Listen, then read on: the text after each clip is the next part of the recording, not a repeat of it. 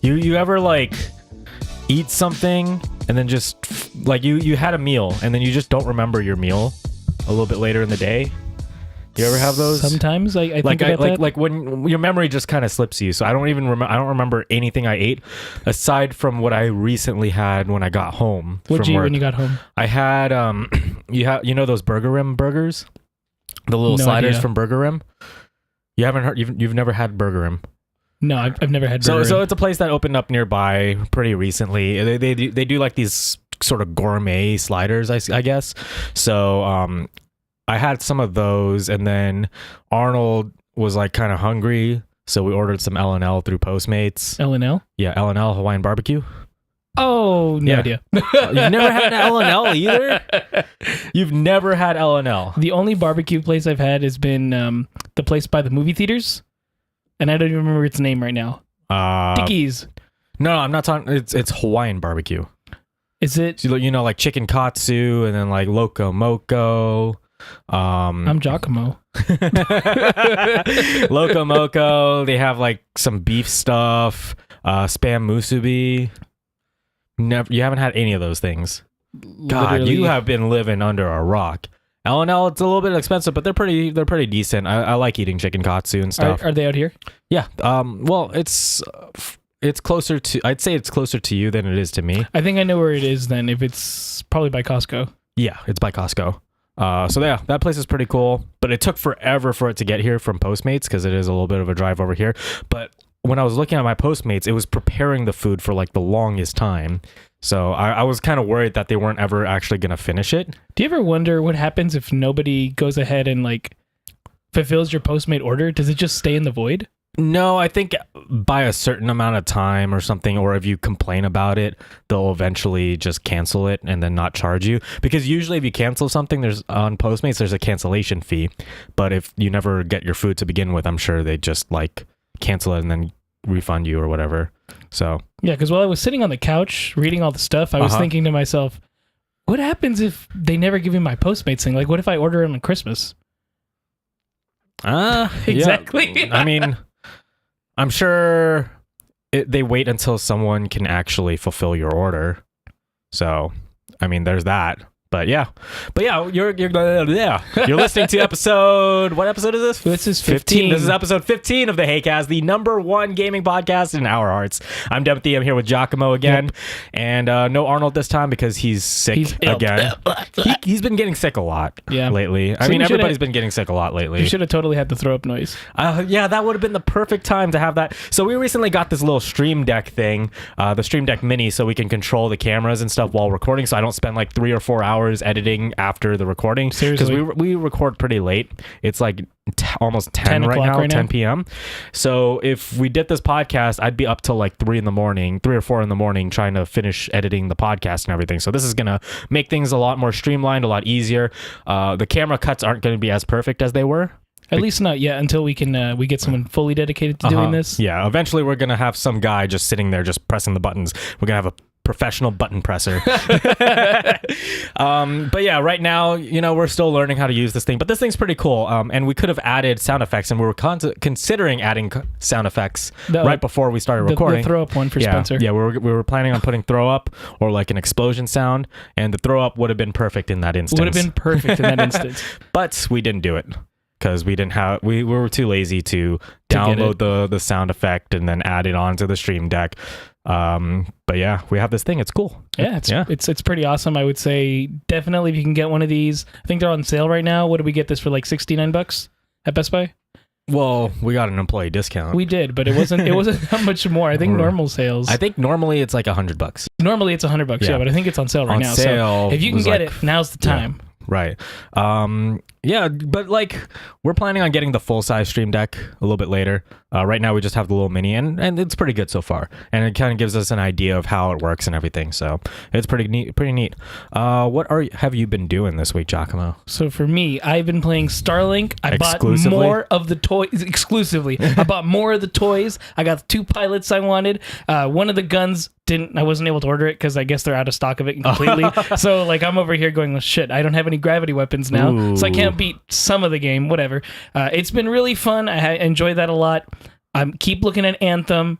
I am going to buy Spencer's second PlayStation because he got one of those like million edition. He bought it just to have it, and then now he doesn't use it at all. He doesn't even use his original PlayStation. So I said, I'm just gonna buy that from you, and I've been lazy. We're getting tax return seasons coming up, so I'm gonna get it then. Spencer, that one's for you. Okay. How about you? How's your week been? My week has been somewhat eventful. A lot of watching stuff.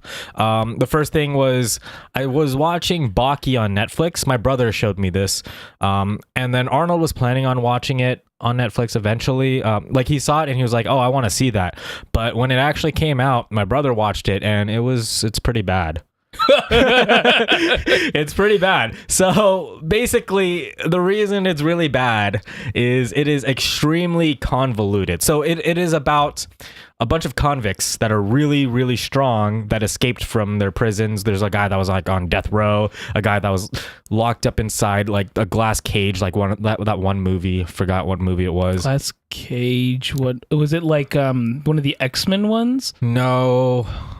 I mean, so you've seen like those super villains that are, I think Magneto was locked in one at one point. That's what I was thinking for the X-Men one, for Days of Future Past or something, maybe? I can't remember. I do know they did it for like some super villain type stuff. He was kind of locked up similar to Hannibal. Okay. Yeah. Well, not, I guess, kind of, yeah. But so there were a bunch of different villains. They were on death row. They're all death row people, or people that were like locked up in maximum security and shit. There was a dude that swam like 500 whatever the fuck feet up, because it was like a prison that was underwater, and it would have taken him like five minutes or something to swim all the way up. What the hell? And it's that deep enough where the pressure could probably kill you. Just being out there. But I mean, so there were a bunch of like super strong villains that came out, and then basically what happened was they all want to experience what it's like to lose in a fight. They want to experience defeat. And so that's what they're driven by, and they all end up in this one place, and then they start like a competition with each other, where they're fighting to the death. Basically, they have like the villains, and then they have like the really strong non-villain people, and then they're duking it out in like a death match type thing, and they're allowed to attack each other at any time and stuff. There's no rules or whatever, and so they'd go into these fights, and they'd have these really convoluted explanations for why a character is able to do something. So, for instance, there was this one character. He's a Street Fighter type guy. I think he's like the boss of a Yakuza gang, and he punches really hard, and they have to go into like this long 10-minute explanation, flashback as to why, not flashback, 10-minute explanation of what he's capable of to show how strong his punch specifically is. And then he has like really strong grip, and then they go through another 10-minute explanation as to why his grip is so strong, and like explaining it like there was like this really famous boxer or something that moved from middleweight to heavyweight, and but like before he was able to do his first fight, he got injured so badly, and the injury was the guy grabbing his arm and like ripping part of his arm purely from his grip. And then there's just like all this, and then there's more plot twists than an M. Night Shyamalan Ding Dong movie. Which in you should one see Mr. fight. Glass. Huh? You should see Mr. Glass. I haven't seen it yet, but we should see it. Yeah, we should see it. I mean, I've seen... Wait, finish off with the anime. Yeah. But yeah, so like every fight, there's like 50 bajillion plot twists. Like one guy's about to get defeated, and then all of a sudden the other guy's about to get defeated, and then it just keeps switching back and forth. And then there's like one character who has like who fakes what his ability is, and then he reveals his true like skills and stuff, right? And then later on he reveals his true skills. Like, it's so convoluted and like really weird, and the fight scenes aren't even that I mean, there's certain parts that are kind of hype, but like for the most part the fight scenes aren't even that great. And then there's just really bad CG. I don't recommend it.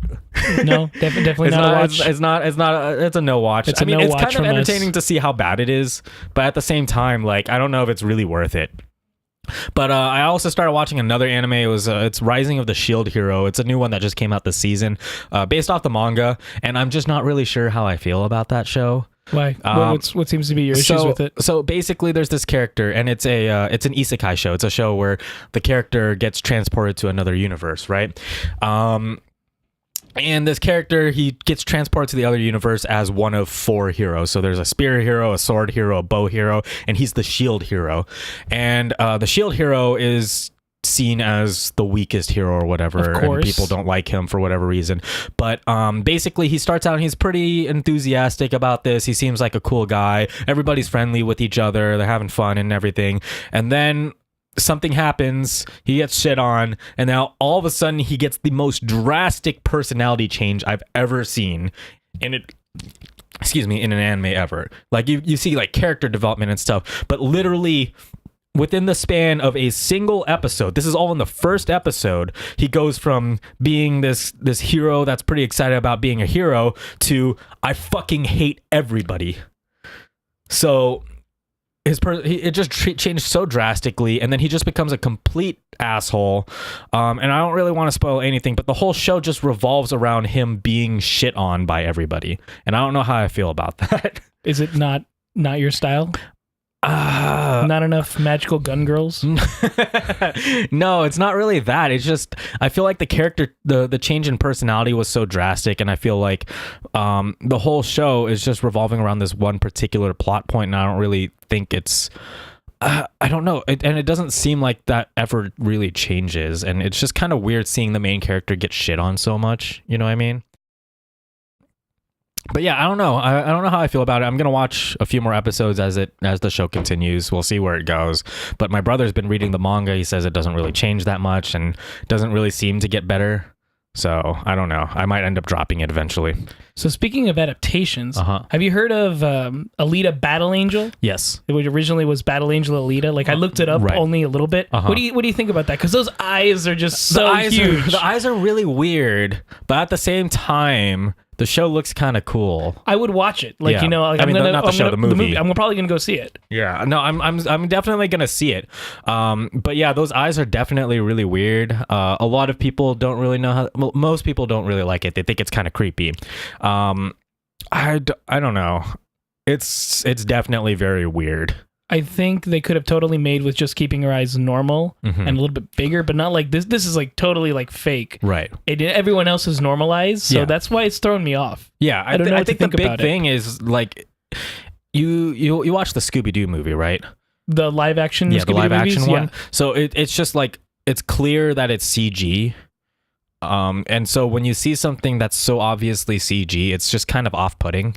Kind of like how Scooby looked in the Scooby-Doo movie. Right, but in my opinion, at least I thought they did a better job with that one. This one is just like, it's totally... Right, it's CGing someone's wrong. Face. It's kind of odd to see someone's... Because it's a person, and then they just CG the face, like the eye specifically, right? Exactly, because the person already looks like a person should look. Right. So throwing these eyes is just like those memes you see, like obviously edited stuff. Right. Yeah, it's just one of those. You know it's fake. Right. But yeah... aside from that, so I played the RE2 remake. What'd you think? So we played it on the channel, and yes, I think it's a really good remake. I'm really excited for the RE2 remake to come out. The demo overall felt really good. It felt just like a modernized RE2. So RE2 was originally kind of this third person thing, and you had tank controls, right? And it was really weird. Tank controls. A lot of people don't really like tank controls because it's kind of hard to control overall. Absolutely. And so they took away the tank controls, and it was like one of those things where like you see the camera angle of the room and then the character moves around inside the room, right? In RE2, in the remake, they took it and they made it a third person over the shoulder type thing, like Gears of War and right, like and Resident Evil 4, right? It looks, when I was watching you play it, it looks like Resident Evil 4. Yeah, basically what they did was they took that. I think it's the same engine. I don't remember, but I think they use the same engine as the Revelations games. Okay. So they took that third person over the shoulder perspective, just overall modernized it, gave you modern controls. You don't have tank controls anymore, and it just feels really good. It feels really smooth. The graphics look great. All the textures, they look really great overall. And then if it's RE2, and RE2 was originally, kind of it was a pretty scary game. And then future Resident Evils, they took it and made it more actiony. So you have that sort of old style Resident Evil feel with a modernized look to it, and modernized controls, and it just felt really good. The only thing was the demo. I really wish it wasn't a timed demo. Really, time demo. So you got it was like a 30-minute time, 30 one-shot demo, so you can't play it again after. Wait, you can't play it again? Like, even if you downloaded it again? You can make another Steam account and download it again. Really? That's so as far as dumb. I know. I haven't tried playing it again since we played it on the thing. But yeah, I just don't really like timed demos because you feel rushed to do everything. And also, what really doesn't make sense was that it is a timed demo, but you can still complete the demo. It is still a set area that you can play through. So why not just give you the why demo? not just exactly, why not just give you that set thing instead of making it timed while still having that? It just doesn't make sense, and that kind of really bothered me. But overall, still really excited to play the full game. It comes out on the 24th, I believe. So about to come out, and all right, I'm gonna buy it, gonna play through it. Absolutely. I had a lot of fun with the demo. The other thing I did was I blew through the iZombie season, the newer season that came Season out on 4, Netflix. right? Yeah, season 4. Still haven't watched the show. I will eventually. I mean, I'm not super feeling that one. I still enjoyed it, but like I don't super feel it, because what I liked about the show was like the whole hiding your identity as like the zombie type thing. Right, and she's a cop. Yeah, she's not a cop. She's a coroner. Okay, coroner. Yeah, she does like autopsies and shit. And so, but then she helps on the field because, she has this whole ability to be able to see visions of the person's life of that she ate the brain of. So that was the whole thing that made the show kind of fun. But then everybody became spoilers. Everybody becomes a zombie, and now you don't have to hide it anymore. And the new focus was like human trafficking and stuff. And I don't know, it didn't really catch me. I still watched it. I still enjoy the show, but I didn't really feel it as much as I did the previous seasons. So you're saying everyone's a zombie now. Like, do you mean it's totally backwards? Kind of like I Am Legend, where he was like the last of the people, and then everyone was sort of these vampire things. So it turned into a show about kind of relationships between humans and zombies. So because the zombies are sentient. Okay. So they like her. think, yes. they think and feel, but they have still a eat craving. flesh. They still have a craving for brains and stuff, and so it becomes like, can humans and zombies live together, type thing, and yeah. What a strange concept for a show. The fact that they made it to season 4 without like running out of ideas. Yeah. But yeah, I mean, it's still a pretty interesting concept, but I like the previous seasons more just because it was kind of more of a detective show, kind of. Right. Sort of. Like, I think so far the few that I've seen that I like it, like the Santa Clarita Diet, I enjoyed that. As much as you can enjoy. Santa Clarita Diet was more of like it was kind of comedy, Yeah, and it was like, that was her living as a zombie in just a regular world. And then they become Dexter. Yeah. So, I mean, yeah, that's pretty much been my week. I mean, iZombie was really last week, but I didn't really talk about it, so I just decided to talk about it now. That's totally fine. Well, let's go ahead and move on to the news. Yeah, the news. So we had some pretty interesting stuff. Of course, the biggest thing which I mean, most people have probably heard of already, was this whole debacle regarding Machinima. So what happened was Machinima, they privated everything on their channel with the exception of this one Minecraft, whatever the fuck this is. I can't do that screen, huh? Can I click that screen? Yeah, you did. What? That's sick. Cool. Yeah, I'm still learning this thing. But yeah, they privated all their videos, all their series, aside from this one, it looks like, because they were taken over by what was it, the offset company or something from AT&T? Like it was like AT&T owns it? Yeah, it was an AT&T owned thing, I believe it was. I don't remember what the. I think it's later down there. I was reading this earlier. Yeah, and it says the company that took it over. Anyway, so they were taken over. Yeah, they were taken over by a company that is owned by AT&T. I think one of the things was Full Scale. Full Scale was the name of the company. Yeah. That's right. Yep. And what it seems like they're doing is they're running through it to pick out the sort of more family friendly content. And also they're doing a lot of rebranding. Machinima is going to becoming full scale. Yeah, so Machinima is becoming full scale, and then there was like another company that owns it. That's what it was. And then they sent this letter to everybody. So here's on Twitter. Let's see if I can zoom in. Control Z. So it says here, as you may have heard, Machinima officially joined forces with Otter Media. That's what it was. Otter Media today to grow the company's expertise, super serving the game and anime fan communities. As part of this full screen, part of the Otter Media portfolio of companies, will be welcoming employees from the Machinima creator team who have helped build that company into what it is today. As the general manager of Full Screen's creator division, I want to be the first to welcome you to our family and let you know we are thrilled to have you as the newest members of our talent roster. Excuse me. I have like a little bit of indigestion from the food I just ate. Full Screen was founded in 2011. Yada yada yada. All this shit. Crunchyroll is owned by them, I think. Are they? Yeah, I think Crunchyroll is part of their media. Huh. I'm surprised I didn't know that, but considering I watch shit on Crunchyroll all the time. But yeah, this is some pretty interesting news. What was your first Machinima? Like the first video you saw from Machinima? Mine was RB and the Chief was the first series I watched from them. Like that I remember. I don't remember. I didn't actually watch a lot of Machinima, to be honest.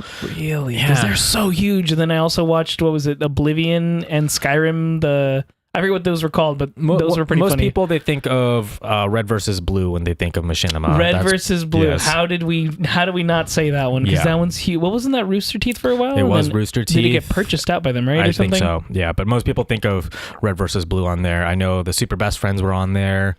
There were a bunch of different interesting shows. Yeah, you're right. Otter Media does own Verve and Crunchyroll. Yeah. Every time I see Verve, I just think VRV. I want to say VRV, but it's Verve. It's Verve, right? Yeah, it's really weird. Have you watched anything on the? I've never watched anything on the VR thing. I have not watched anything on Verve. Because we don't own an HTC Vive. Like it's not VR. Does.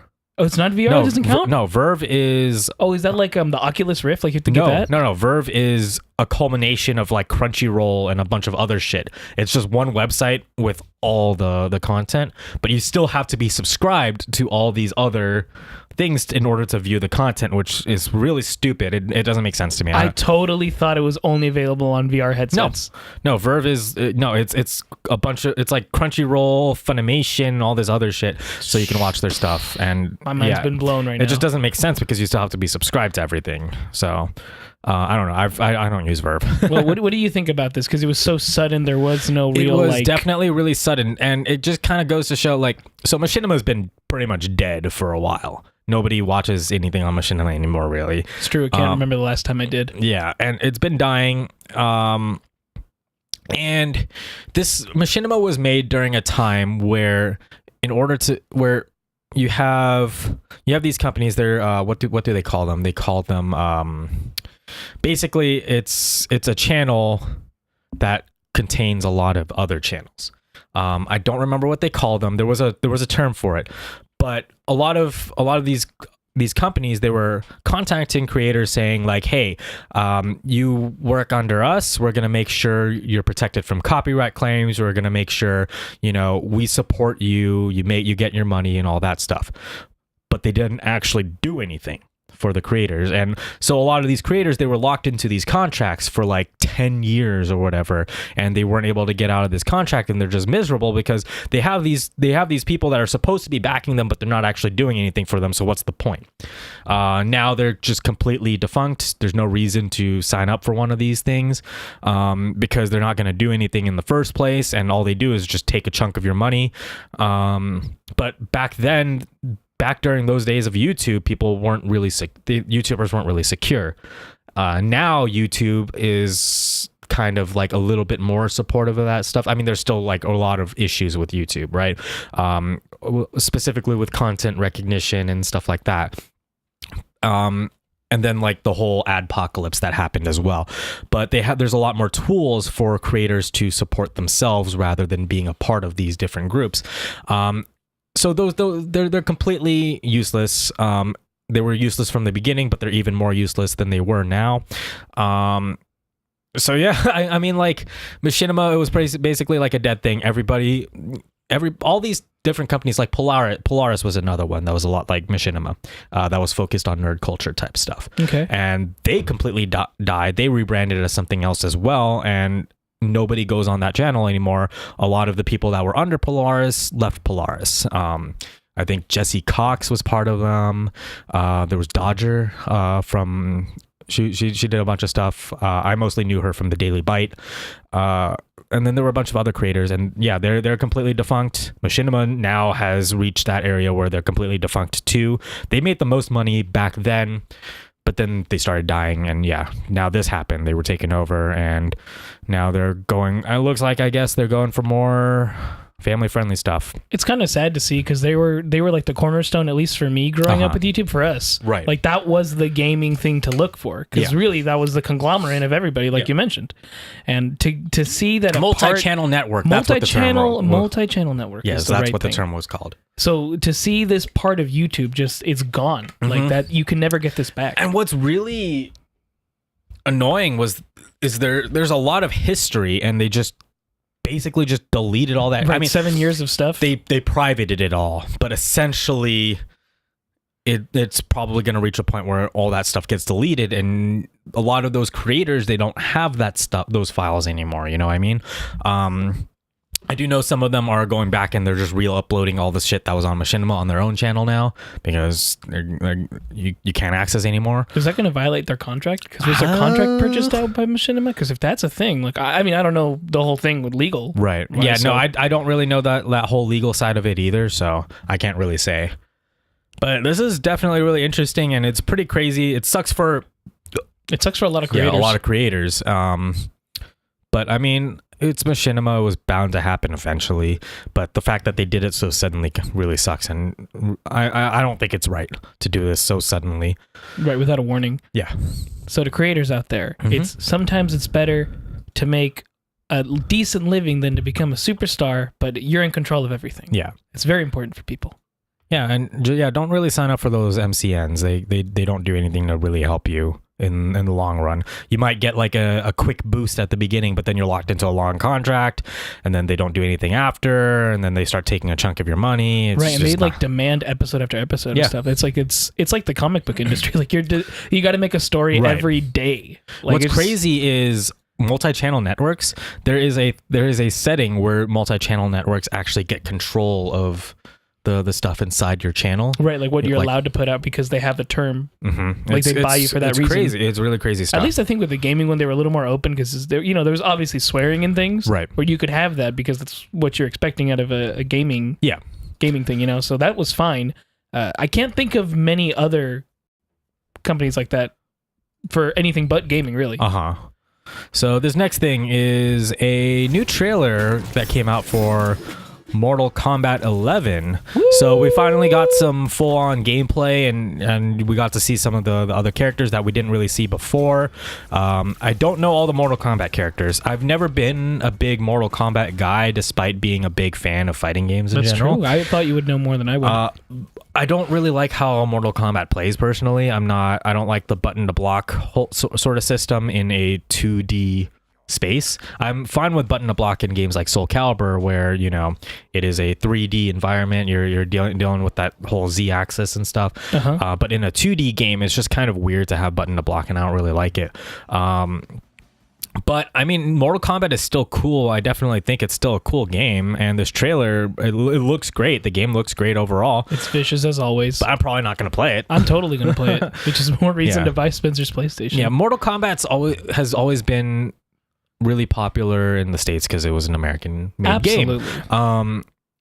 Whereas in Asian territories like Street Fighter, Tekken, and anime fighters, those were predominantly the games you saw, and you don't really see a lot of them playing Mortal Kombat, but you see a lot of Americans playing Mortal Kombat, and Mortal Kombat is just overall more popular in the States. The big thing they had with when the first trailer for this, or the teaser, the animation, they played the 21 Savage song. I always loved reading the comments. It was weird. They get so mad for no real reason. Well, it's just it's weird because it doesn't really fit the tone of the game. I get what you mean, because it's a hip hop song, but you were expecting something a little more like, I guess, movie-esque and a violent fight happening, and it's a hip hop song, which isn't necessarily a bad song. It's just sort of what do you do in the situation? I just felt like it didn't really fit, and I thought it was kind of weird. I didn't think the song was bad. Just I thought the song was okay. not I a guess. 21 Savage fan. I don't really listen to him. That's fair. I don't know a lot of his work. But yeah, the trailer overall looks cool. The characters look good. But I'm not going to play it. I'm not really going to play it because I'm just not a big Mortal Kombat guy to begin with. One thing I did notice with the Mortal Kombat series and the Injustice series is I always feel so stiff when I'm moving the character. That's the other thing. I don't like the weight of it.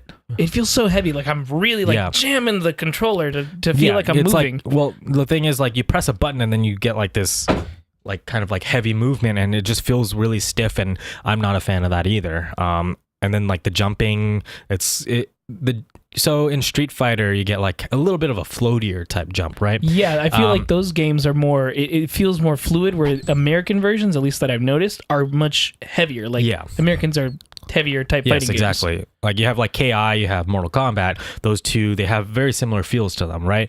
And I'm just not big on them. I prefer KI over Mortal Kombat because KI, at least you have back to block. Right. Whereas Mortal Kombat, you don't. And Mortal Kombat only did that to be different from Street Fighter. And I think the gore and everything is really cool, but yeah, it's just not for me. Awesome. I'm just not a fan personally of how the game plays. I think the aesthetic is really cool. I just don't really like it that much. But moving away from Mortal Kombat was this Atlas stuff. So Atlas is a game that was made by the creators of Ark. No. Oh yeah. Right? Was it Ark? No, it was Well, nonetheless, it's an MMO about pirates. Yes, it is an MMO about pirates. I think it was Ark. Yes, it is Ark. And a lot of people were really excited about this game in general, but it had a really rocky launch. What was so rocky about it? So there were a lot of glitches. It was really buggy. There wasn't a lot to do. And then they even like put out a public apology like, hey, yeah, sorry, our game sucks. Pretty much is what they said. Sucks. So it was like, yeah, and a big part of it was, I guess, the schedule of the release was they just weren't really prepared. And then this new thing happened that just kind of makes the game suck even more. So a hacker got access into an admin's account and then just started tossing whales and tanks all over the game. So just because they could, I don't think there was actually any real reason. Yeah, so they just did it, and they're just big old whales, big old tanks just all over the place, and it forced them to completely shut down the game and then roll the servers back. So I guess it was gone for like a day, pretty much. It shut down the game. I can only think of the other time. What was the one that it was a game that it went on 4chan and everyone was like, at a certain time, we're all just going to stand in this one spot to block the entrance. I could not remember the game to save my life. I'm just thinking of moments where like games were taken over by players. Right. Yeah. This is pretty much what happened. Except in this case, they hacked an admin account and got administrative privileges to toss all that stuff in there. So a lot of people are just kind of really upset at the state of Ark just because it came out in such a bad fashion. And not Ark, Atlas, when they were so excited for it, kind of reminiscent of what happened with Fallout 76, where a lot of people were kind of excited for it and then it just comes out in an unplayable state and everybody hates it now. And Fallout 76, as much as I want to give it more hope every time, it's just like there's more buggy messes. We already discussed that though. You know what? I don't know if it's ever going to be able to come back from the brink. Yeah. It's cool. I mean, there'll be a day. It just we sucks said that about because Elder Scrolls Online, and then now it's doing good. Right. It just sucks that like when a game comes out in this sort of state, it's pretty much fucked forever. Yeah. Because like even if they take it and turn it into a really good game, their reputation is still poor and people are going to be really wary about trying it again. Take No Man's Sky, for instance. Ooh. It released in a really shitty state and they couldn't really recover from it despite them fixing a lot of the issues that they had. So, I mean, because when was the last time you heard someone talk about No Man's Sky? Like, honestly, it was actually recent, but that's because my friend plays games that are like a million years old. The last time I heard from it was that one update a while back that fixed a lot of the issues, but then I just never heard about it again. You know, once you release something in a shitty state, you're not going to recover from it. Right. It's already doomed, no matter how good you fix it later. Exactly. You're right. The reputation is over. It's like, it's a marketing thing. Yep. But yeah, this next one. So Epic Games been getting sued a lot recently over their Fortnite dances. Too many dances, because they're too stealing many dances from people. So you had you had Carlton, you had what's his name, whatever Rock. Millie Rock. Millie Rock. Yeah, the Millie Rock. There was a lawsuit over that. Backpack Kid. I mean, that was a thing with the Backpack Kid. He sued. He sued also, what? I believe. There was a story about it. I don't know if he continued, but they don't mention Backpack Kid in this one. But now it seems the Orange Shirt Kid. So the one that created the dance in Fortnite called Orange Justice. It looks like it's his mom that's suing, and which makes sense because obviously he's too young to sue, so right. she has to be the one guardian, to sue, I guess. But what makes this a little bit different was his dance was submitted into a contest, a Fortnite contest, to get your dance in the game. Right. It was, I think Conjuring did something similar where it's like you make a film at 3 minutes, and if we like it, we're going to make a movie. Right. But in the terms, it was we own anything you make, and we can do whatever we want with it for the next 5 years. Yeah. So in this Polygon article, it says, unlike the complaints filed by creators like Alfonso Ribeiro and 2 Milli, Orange Shirt Kid's case is distinct. The dance move in question was originally performed in a video that was uploaded as part of Epic's Boogie Down contest. While Orange Shirt Kid didn't win the competition, the express purpose of the contest was for creators to get their own dances in Fortnite. Here's the little dance that he submitted over here that you can see. He calls it the Random. And you've probably seen this meme all over the place. Absolutely. I saw it in the dancing video that you like watching. Yes. the smug dancing. Smug dancing 10 hours, yes. Yep. But yeah, and shortly after the competition ended and winners were announced, Fortnite players came out in vocal support of Orange Shirt Kid's video and pleaded with Epic to put his dance in the game. Epic complied, adding the dance to Fortnite at the beginning of Season 4. And the contest had rules. It says here, including granting Epic use of the dance that was submitted. The complaint, however, makes no mention of the Boogie Down contest. The complaint does specify that Orange Shirt Kid filed a copyright application for the dance on January 10th, 2019, one day before the suit was filed.